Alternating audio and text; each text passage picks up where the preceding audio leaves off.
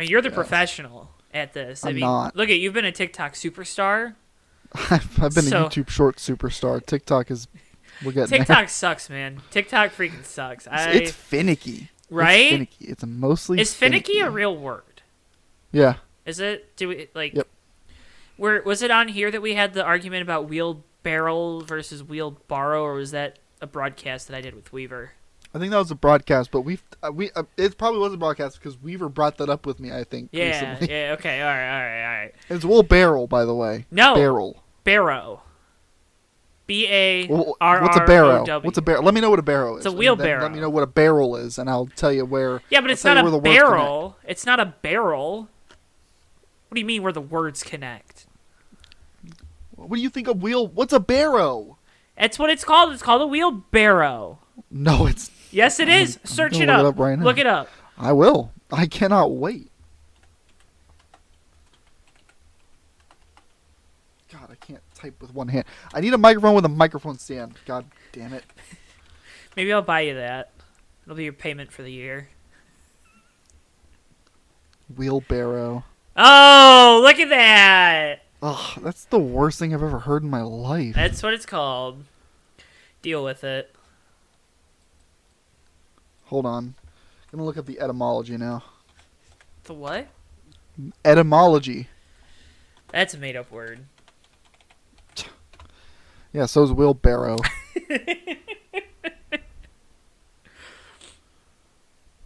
By the way, folks, you're watching this. Hey, thanks for tuning in while Davey's looking that up. We're down one tonight. Matthew doesn't have power. And he said that it's not likely for him to have power for the next 3 days. That sucks. You remember when I had to do that last year? Mm-hmm. In like 10-degree temperatures. It was great. I loved it. I'd still be here. All these amateurs wouldn't be here, but I'd be here. I'd get on my phone data. Davey would get his generator out. I'd go to the library.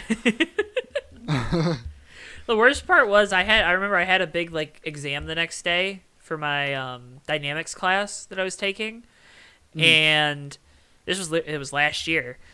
And instead of like going to the library that was like 5 minutes away by car, I was like, nah, I'm just gonna study in the dark.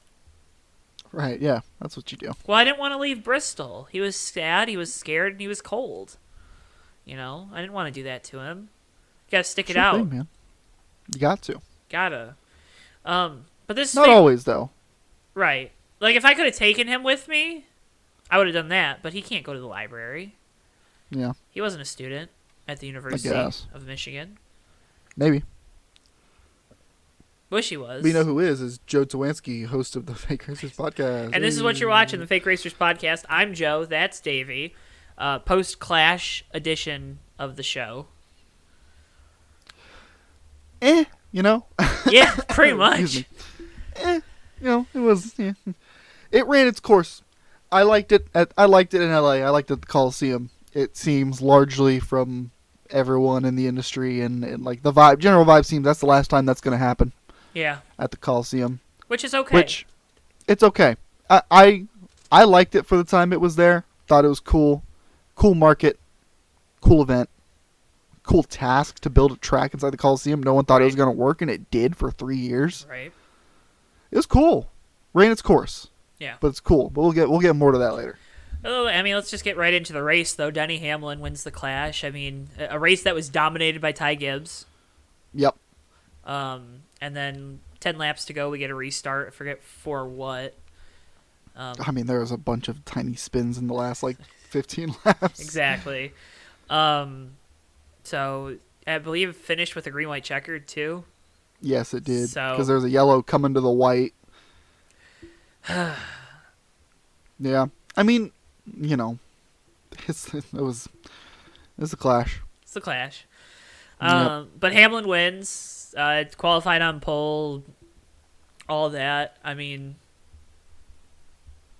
I don't know. It was just a race.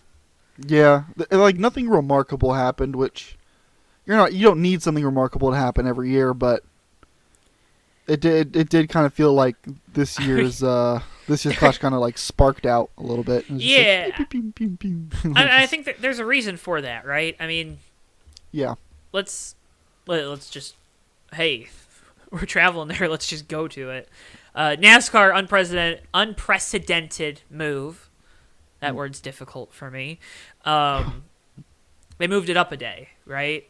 They did. No heat races, no last chance qualifier. They elected to move the race up a day with a very crappy way to set the field, in my opinion. It was unfortunate.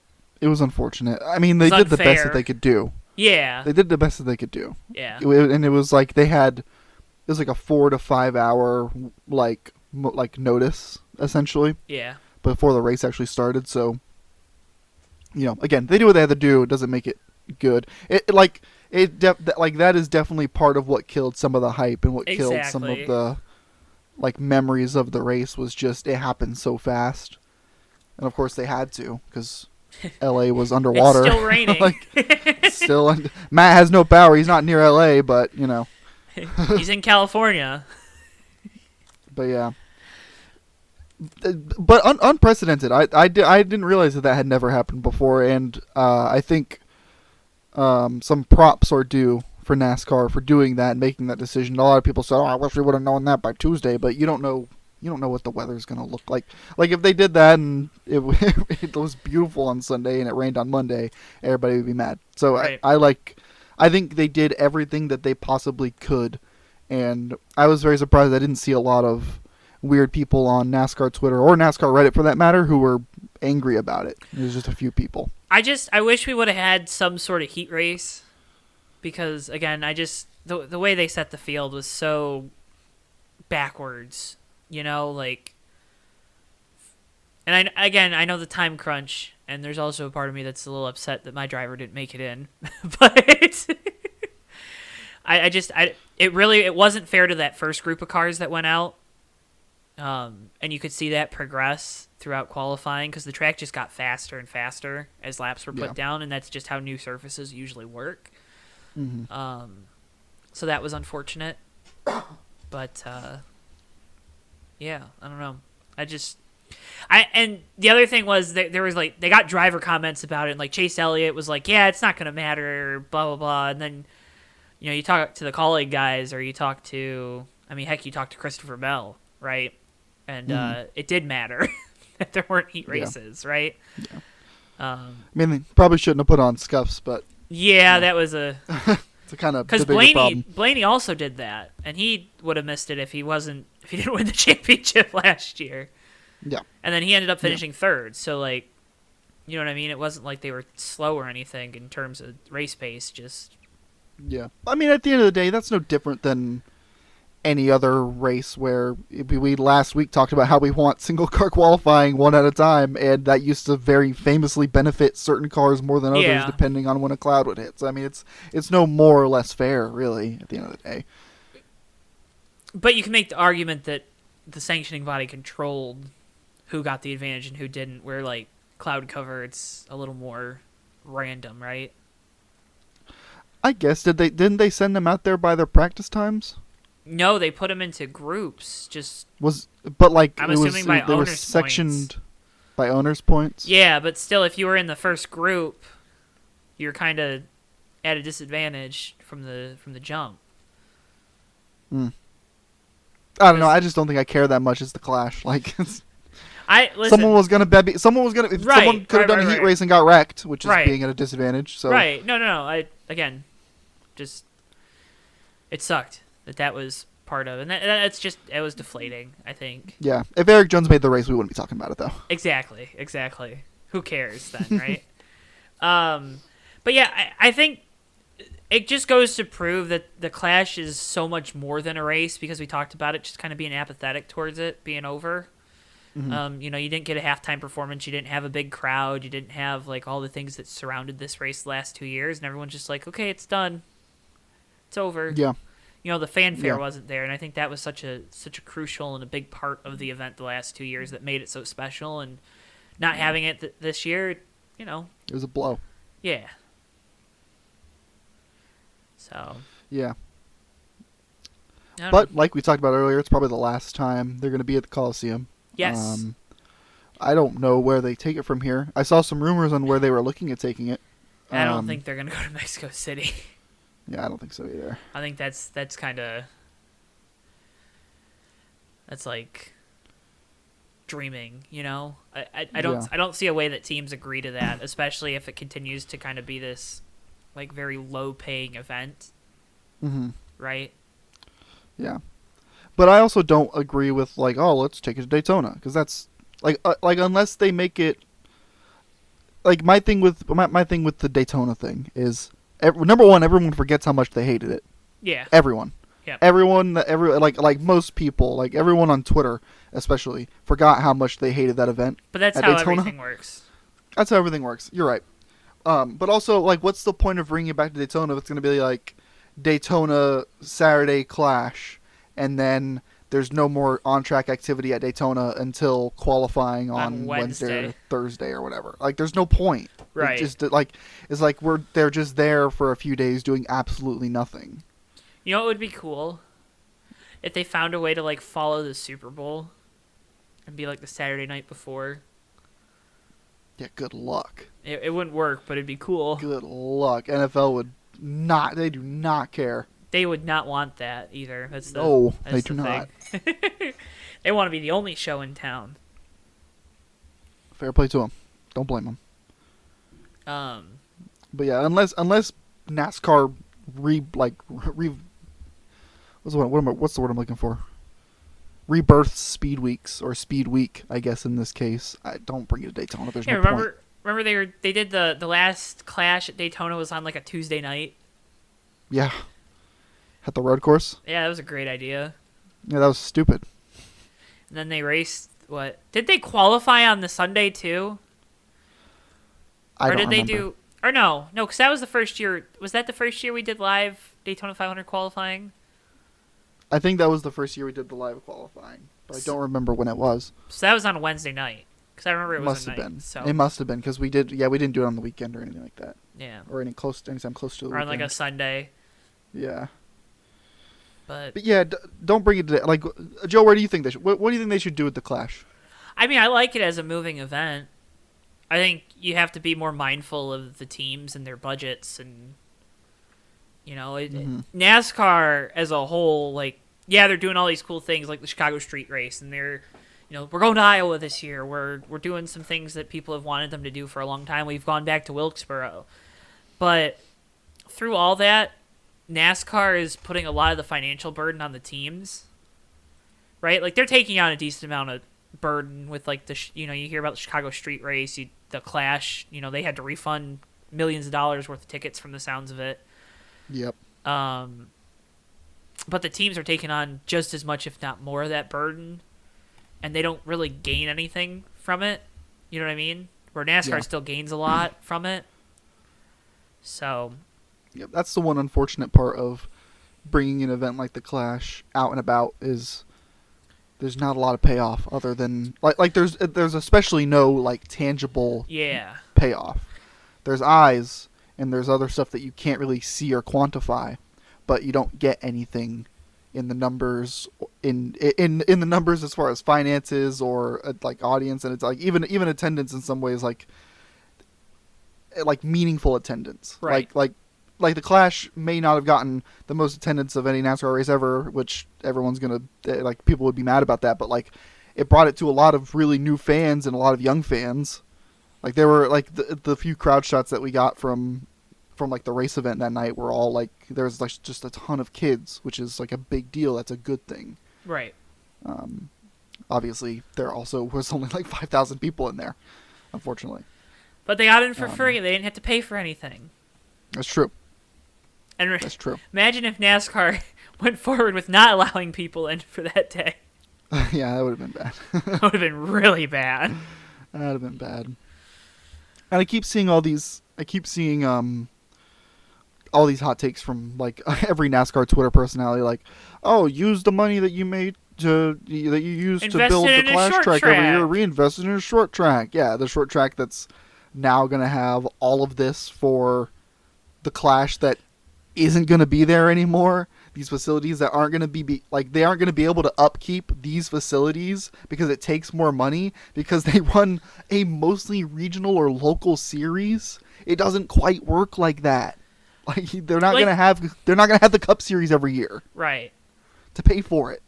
Doesn't work. There's tracks though that kind of fit that profile that people would want. You know, like I think of it like a South Boston, or Right. you know, that's the only one that's coming to mind. I'm sure there's other. I know what you mean. But, like, Weaver always talks about how he wants to bring the Clash to New Smyrna. Yeah. And stuff like that. I think if you want to keep doing the touring thing, keep it east of the Mississippi. Mm-hmm. Don't make the teams go outside the Central Time Zone. Because you have to. And yeah, go run the Clash in Texas or something. You know, let them see a real race down there. God. I don't know. Are you advocating for the Clash to be at Texas Motor Speedway, Joe? Yep, on the Legends Oval. Shut up. Okay, good lord. But don't bring it to Daytona unless we're having speed weeks, because there's no point. They should do it on the backstretch. Joe? What? They tore down the backstretch grandstands. Put up temporary ones. They probably still have the backstretch grandstands, like laying in a warehouse somewhere. For being real. Man. Yeah, I don't know. Yeah, yeah, you can't go back to Daytona, but I think there are things where you could, you know, could do some fun stuff. Maybe you go to St. Louis and you race in the whatever that stadium's called there, or I don't know, go to Ford Field in Detroit or something, or like yeah. I wonder why he's suggesting that one, guys. I wonder why the guy who lives in Michigan is suggesting that one. Maybe go race. Joe, why are you suggesting go race in that Ann Arbor? one? I don't know. Go snow plows. Anyways, speaking of trying to like reach out and do a lot of fun stuff, of course, NASCAR Full Speed was on Netflix last week, released. Very good reviews on it. Have you watched through the entire show? I haven't watched through. I've gotten through episode 3 with 2 different sets of people. Okay, all right. So I won't go into too much detail, but thoughts, opinions. I think it's great. It's a good look for the sport, right? It's good. Humanize the drivers, and I think they chose good drivers to sort of star in it. I think that the characters around those drivers also ended up being good. Like almost every interaction with Booty Barker is just absolute gold. Yep. It's just gold. It's a gold mine. I can see why they stuck around them. After the Roval. After the Roval especially. Or was it was that I think the it was one where Texas. It was Texas. Texas? Yeah, it was Texas actually. Get that camera out of my face. Here, can you unhook me? So you said you don't get too high or low. And then famous quotable line, when you listen to it, you'll laugh. You'll know what I'm referring to when you get to it if you watch it. But you need to watch it. It's very good. It's a very good show. But I've been enjoying it. I think everyone I know was enjoying it as well. Pretty sure. I don't think anyone was not enjoying it. Mm-hmm. It's going to be really hard to hit the heights of Drive to Survive just because, I mean, like people just latched onto that show. It became like mania. It almost like it's not really repeatable exactly what Drive to Survive did. But it doesn't need to be though. It doesn't need to be. And that was kind of like my next point was like we don't have to follow up Drive to Survive. We just need to be able to tell a good story, and that gets people. And that they did. I think the crew that did that told a really good story for all those drivers, all the drivers involved, and I like the way it was formatted with the rounds per episode and whatnot. What do you think? What do you think, Joe? Yeah, I mean, I agree with all that. The point of this show was to remember how Kevin Harvick talked about, we need to make these drivers look like rock stars because they are rock stars. I think it does a good job of kind of, it delves into the psyche of a race car driver without making them feel like they're unattainable or like being that is unattainable. I've never watched Drive to Survive. I don't have Netflix. So shout out to Dane for letting me borrow his account for a week. But it's so difficult to like get a lot of these drivers out of their shells on a week in, week out basis. So having this form of content and this form of media to do that is really important. Yep. You know, would it have been good if Chase Elliott was in the playoffs while the show was going on? Yeah, it probably would have been. Yeah. But that wasn't necessary for this because the other thing is you're trying to get to a more casual fan, right? So it is so important to do that and feel like they did.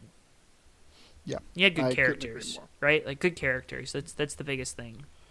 Yep. Couldn't agree more. And like, it's just like it's hard to make a show like that and keep it interesting. Like I feel like every sport, and especially motorsports, they all try to make a show like this. Mm-hmm. They always do. There was one for IMSA like 4 or 5 years ago that if I knew the name of it, you would have never heard of it because no one watched it because it didn't tell it because it was just boring. It's just like, hey, let's get some B-roll footage of Jordan Taylor at his house or whatever. And it's like, it just doesn't tell an actual story. This one I felt like you actually got really good access, even more access than you got with Drive to Survive, as far as the perspective into the drivers' lives and the perspective of a driver looking at the situations that each of the personalities were presented with. And it just told those stories really well. And that's important. It's tough because it's hard to follow. You can't follow up Drive to Survive. It's impossible and you don't need it to. And I really hope there's I do hope for NASCAR that they get that moment where like a bunch of people latch onto it who aren't fans. Because I haven't seen too much from people who aren't fans already of NASCAR. I've actually seen a lot of stuff from non-NASCAR motorsports fans, and they've all enjoyed it, and that's good. But that's not the goal. That's not the goal. It'd be not. And I'm sure it exists. I just haven't seen it yet of non-racing fans in general who stumble across it and comment on it or like it or get into like the shareable, memeable moments like I was saying with Booty Barker earlier. Or the whole Tyler Reddick. Tyler Reddick as well. Tyler Reddick takes his pre-race preparation very seriously. Of course. How couldn't He's just like me. He's just like me for real. All right, well, let's go from the shop because there's a couple things. This first one we're going to talk about, maybe not as important in the grand scheme of things, and the second thing, really important, and you love talking about it. Yes, I do. So first off, SVG going to run 7 races in the Call League 16. I thought we had all penciled him in to be in the 91 for a couple of races, but seems like Trackhouse wants him to not be in that car. Not as like something to. Good. I was gonna say not as a way to we don't want him, but as a way to either keep that car open or maybe there's resources there that they don't have this year because they're also fielding a third Cup car for St. Smith in a few ways. Yeah. It does start to Justin Marks is a smart guy. He probably doesn't want to spread his program too thin. I know Project 91 is it's technically different. It's not. It's all Trackhouse, but it makes sense. Given that Project 91 is meant to run a few races a year, Zane Smith is doing what he's doing. I totally get why they don't want to pony up the 91 car for 7 races this season when they probably already have someone penciled in to do other ones who isn't Shane Van Gisbergen. Yeah. So. Those races will be COTA, the 2 Dagger races, the World 600, the Chicago Street Race, Watkins Glen, and the Vegas Fall Race. I thought those were interesting picks. Oh, those are cool. Those are cool. It's weird because you would have thought AJ would have just been on lock for all the road courses, right? Yeah. That's what I would have thought. You would think that. But also, you never know. We don't know what AJ's motivations are. He might really want to run for that championship in Xfinity, and maybe he wants full focus on it. Well, maybe Shane wants to do that too. Because remember, he's going to be running full-time in Xfinity. Well, Shane Van Gisbergen's objective this season is to learn. So I think True. He just wants to race everything he can. Fair enough. slightly different than AJ, Slightly different. who knows what he wants to run, knows he can probably win a championship in that equipment because he almost did it before, Mm-hmm. and he's going to go probably try and do it. I hope he does. Of course, I'll get proven wrong in like 3 weeks when they announce his road course cup schedule, and it's every road course. I'm going to be like, okay. Yeah, they got him in a third car for a couple of those Yeah, races. exactly. All right, well, it'll be fun to see. And then sponsorship lineup hasn't been announced, but I would assume it's like Trackhouse partners and stuff on that car for those races. So WeatherTech. WeatherTech, Wendy's, and Better Health. What else? Oh, Red Bull. Please, Red Bull. Oh, Red Bull. Probably not in the colleague car, but... Probably not in the colleague car. Because of Celsius. Yeah. Well, maybe. I don't think so. Charters. This is the big one. Yeah, it got announced late last week that they've kind of walked away from the table, right? I don't... They've they're gotten gonna, outside of their negotiating window. Yeah, and they're like, oh, we're going to let negotiations expire. Which could be exactly what they're going to do, or it could be bargaining chip, a little bit of leverage. It's leverage for the teams, right? Because now the teams are allowed to explore, and they're not stuck to being exclusive. Yep. So... What a mess.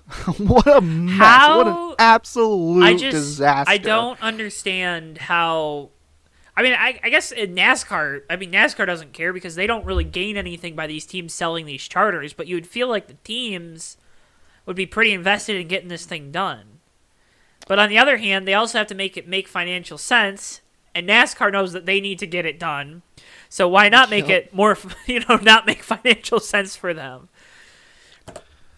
I don't know what's going on. I think the teams just really, really are stuck on wanting more money from whatever deal they got going on, as far as like whatever's coming in from the TV partners, and they just don't want to budge, because that's really what it is, right? They're right. Like it's that's probably the thing that's stopping it is financial negotiations from teams to NASCAR and how much money they're going to get.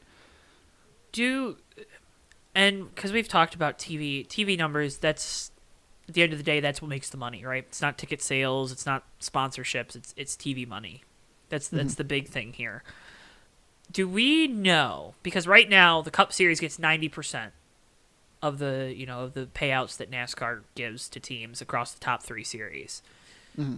Do we know, is the Cup Series TV deal, the Xfinity Series TV deal, and the Truck Series TV deal, are they all exclusive to those series? Or because like the one thing to think about is like the Xfinity deal I thought got kind of bundled in with the Cup deal the last time around, right? But it would seem that wouldn't be the case this exactly, especially because you have stuff. Well, you have different partners with the CW, and then you have new partners for the Cup Series.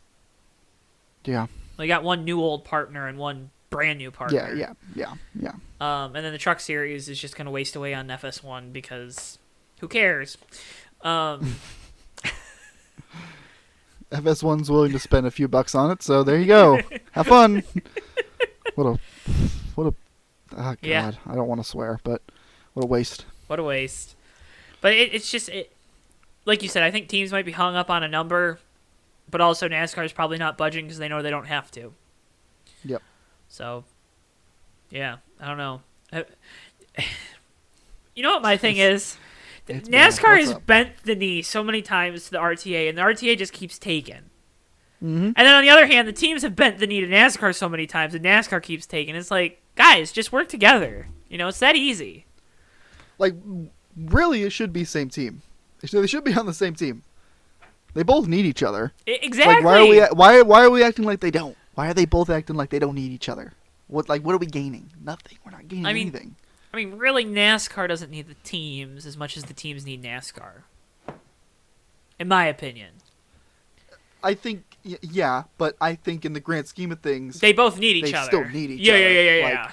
It's less so on one end. Yeah. One end can definitely survive, but... Hey, Andretti. Yeah. It's just all new teams. It's the NASCAR split, baby. We're here. We're back. It's been prophesized. The Cars Tour.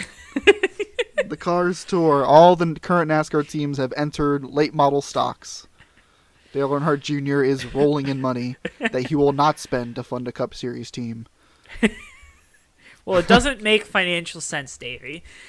I bet it doesn't. I bet it goddamn doesn't. But it does make financial sense to run a 4-car Xfinity team. Listen, man. That Brandon Jones trashes a car per week. Yeah, but that Menards money's good. He better hope it is. Damn. Check ain't bouncing yet. All right. Well, I'm going to bottom split moment of the week. I mean, we've already arrived here. We're not even 30 minutes in, but what's your bottom split moment of the week, Davey? Jeez. There's one really easy one. Is there? Yeah. What? I got it.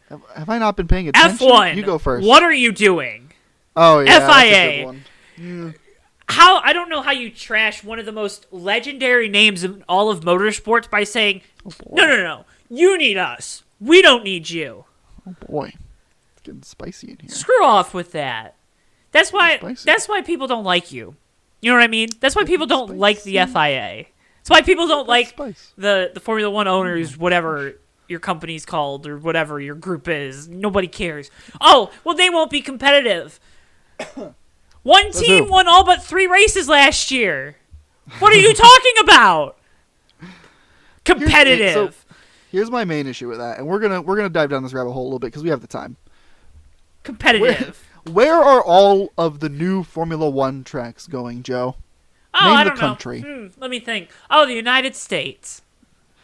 Which team in Haas. Formula One is United States F1 team? Haas. Which team in Formula One got really disenfranchised when they hired a little asshole driver from Russia who was a POS, like, openly, and was very bad and made a lot of Americans not like that team? Haas.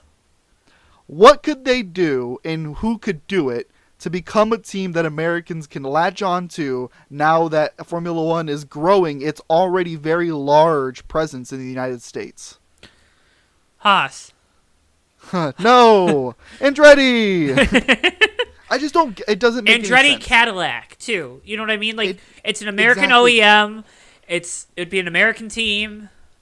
That would One of the most most likely... legendary names in all of motorsports, by the way. I would assume that team would be based off of somewhere in the East Coast. They'd probably set up a second headquarters there. It'd be easier travel-wise, I would assume. Yep. I don't know. Do they freight F1 cars or do they fly them? I don't know.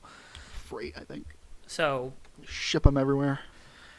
You know... But it just doesn't make sense. Like, doesn't make sense. Almost all of Formula One's, like, main business moves, like the high value, big time, big news moves, have all been about Formula One in the United States. Miami, Vegas, COTA, if you want to go back a little bit over a decade. They filed trademarks recently, literally in the last week and a half, for about Chicago. a Grand Prix in Chicago, by the way. NASCAR did it first. And we have an American F1 team who was already approved to compete, by the way. Already got approval to actually compete. They just were rejected in like a second step of the process. Who would bridge the gap of like people who enjoy Formula One or like maybe Americans who like racing or Americans who like watch Drive to Survive and think, oh, that's cool. Okay, like an American team that has roots here, that like Haas, for everything that they've done in NASCAR. Their success was still relatively new when they joined Formula One, and they're not like there's not like a tenure there with that Andretti has in IndyCar, and just the name alone, which is like pop culturally still relevant today. You could look up a rap song in like the last like 10 years, there's probably a 10% chance that there's some reference to an Andretti in it still over any other racing or driver. Like, before anyone says NASCAR, they say Andretti. I'm dead ass serious. Like, there's no losing. And it's all because Formula One wants to be, yeah. We already know where we're going with this. They're just snobby. They're just little bitches. They are literally, everyone makes fun of, like, NASCAR is, like, for the redneck hillbillies, IndyCar is people that think they're smart but they're not. Jeez. F1's for the people that think they're better than you, even though they're not. And once again, they go out and step in the poop. I mean, Yep. like. And I'll give Formula One fans a lot of credit. I have a lot of problems with a lot of things Formula One fans think as far as their opinions on racing. I very frequently actively avoid Formula One areas on social media. Everyone agrees that it was dumb. Everyone agrees that it's stupid. And that I love it. I love it because it is dumb and it is stupid. Did you hear that recently? Like, one of the reasons that they didn't get this final approval was because the email went to a spam folder and no one thought to call Andretti or email them again. Huh. It's almost like they didn't want them to join or something. Yeah, no shit. No shit. Just stupid. I don't even care about F1, and I think that's one of the dumbest things that's happened in the offseason. I a waste. I liked how they followed it up, though, to try to like bury the lead the next day with that Lewis news. So... yeah. You know, Lewis Hamilton's going to Ferrari, so that's all people have probably been talking about since then. But yeah, we don't need to discuss that. They pulled a American politics on it. Just pretty drop much some bigger news. No one will talk about it. In case of, gotta love those Friday media dumps, you know. Yep. Oh, some bad stuff happened this week. Lewis Hamilton's joining Ferrari. Literally after the Andretti news, I already saw like a couple motorsports journalists being like, "Oh man, but the news that's coming tomorrow, guys." Yeah, that FOM check cleared. Clearly. Yeah, exactly. Do you have a bottom split moment, or do you just want to make it F1? No, I'm not gonna make it F1. I'm gonna do something different. Man, and again, it's no one's fault, but it was a shame to see the way the Mexico Series race ended up kind of going, where it was going to be a really big precursor to the big event on Sunday, and it got kind of moved after the Cup race. It was unfortunate. There was a lot of people in the crowd, luckily, but it definitely could have been a much bigger event for that series overall, and I would have been happy for the drivers and the fans and people who participated, and it would have been really cool. Well, and it got a crappy television slot too, right? 10:30 on FS2. Yeah, no joke. Not a good, they were going to be on FS1 for it. Yep. With coverage bleeding over to Fox, and yeah, that one was a toughie. Felt bad for them. All right. Well, with that, what was your road to pro moment from the week? My road to pro moment. Joe. We talked about this just now. Yeah. And when it comes to Formula One, I'm a Ferrari fan. Yeah. And it is pretty goddamn cool that Lewis Hamilton is going to drive for Ferrari. Yeah. I haven't really had a driver that I've really liked at Ferrari since Sebastian left. Sebastian Vettel, for those unaware. Oh, okay. Yeah. You know. So it's so cool. I was pretty happy with that news. Everyone's joking that it's going to go terribly, and it probably will because it's Ferrari. But man, Lewis Hamilton in red's going to be awesome. There's still a mystique about Ferrari and Formula One. I don't care who you are. I don't care what you think. I don't care what your opinion is. I don't care how new you are to the sport. You need to learn that Ferrari has a mystique around it. And anyone who gets to wear red is pretty cool in my book. So I mean, I like it. I'm a Chrysler guy, so yeah, of course I'm a Ferrari guy. Yeah, you know, that legendary connection everyone knows about. Yeah. Legendary connection through the, Chrysler going bankrupt in 2008. Yes. Fiat swooping in and... Is that even a thing anymore? Yeah, no, now they're Stellantis. Oh, that's right. They merged with, that big... What are they? Finnish? I think they're technically like a Finnish company now. Stellantis is. Who knows? What's your road to pro moment? It's like Peugeot and... Is your road to pro moment that merger? And okay, Joe. My road to pro moment.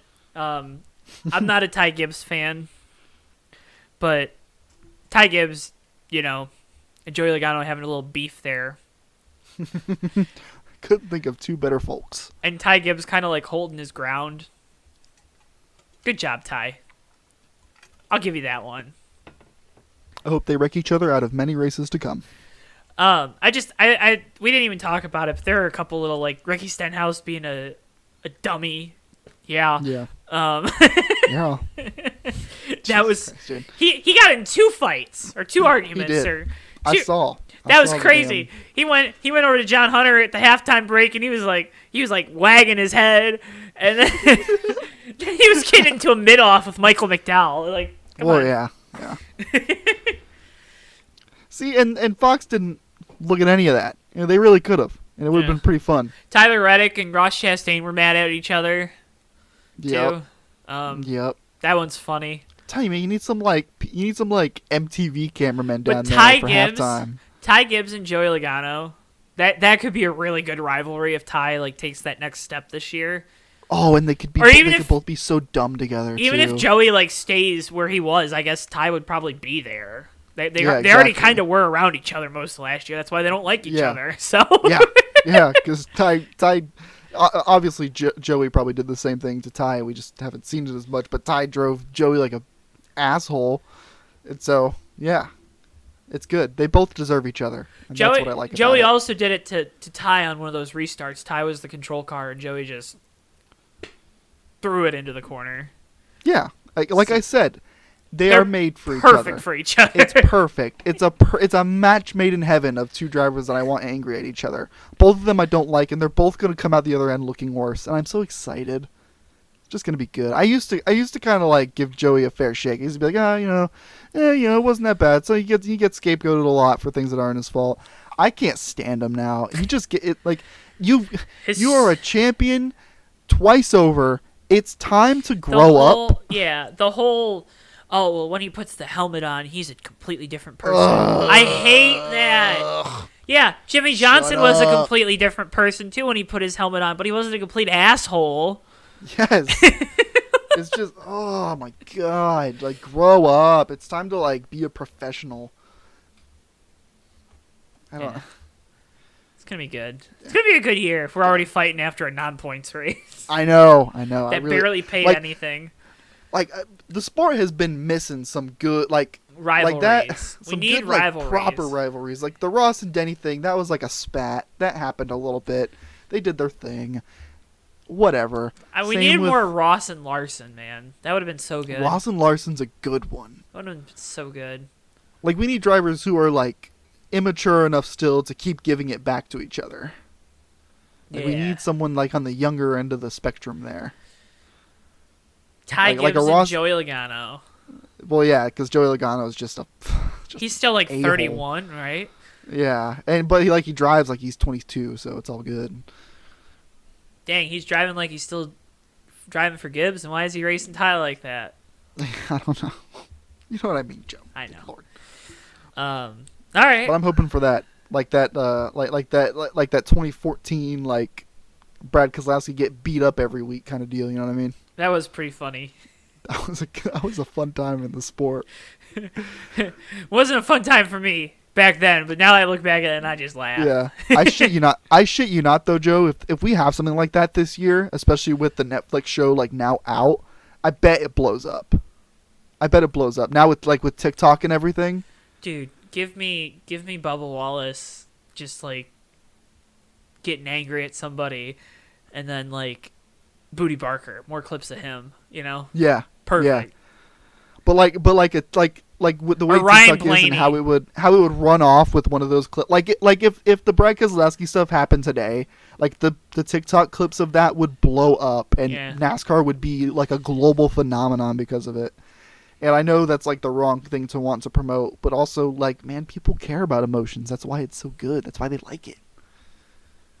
There's a place for it.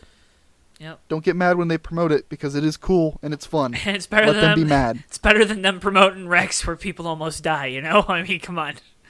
Okay, well, yeah. Unless there are two evils.